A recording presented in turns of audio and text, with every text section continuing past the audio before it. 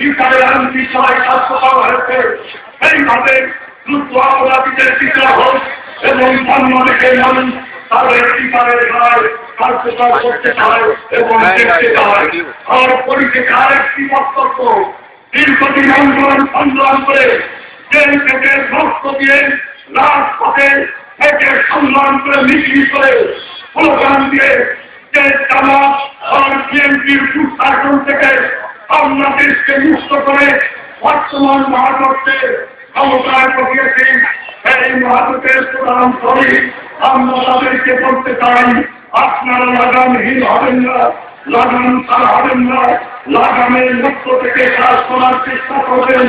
আমরা যখন দেখি অন্যজন হত্যার শিকার হয় আমরা খুশি হই সর্বকে, যখন দেখি দুঃখ অপরাধীদের বিচারের কথা বলা হয় তখন আমরা মনে খুশি হই সর্বকে।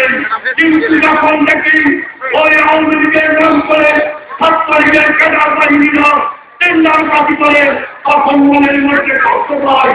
যখন দেখি ওই দলের নেতারা তাদের সরকারি দলকে নাম ভাঙিয়ে মহাজোটকে বিতাড়িত করার চেষ্টা করে, ওই উপজেলা পরিষদ দিয়ে তারা পরিশ্রমদের বিপিএফের ফাঁস দিয়ে চিনিমিনি করার চেষ্টা করে, তখন বুকের মধ্যে কষ্ট লাগে।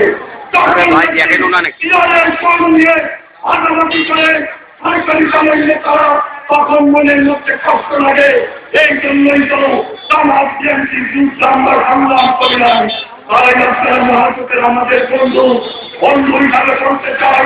তারপর আজীবন মাথা বিক্রি করে নয়, মাথা নত করে নয়, সরকারে আজীবন যদি নতুন করে মহাজোটে আসেন, ভালো কাজ করবেন, ভালো পাঠিব আর খারাপ কিছু করার চেষ্টা করলে তার যুগের মাথা আপনাদের বিরুদ্ধে সংগ্রামে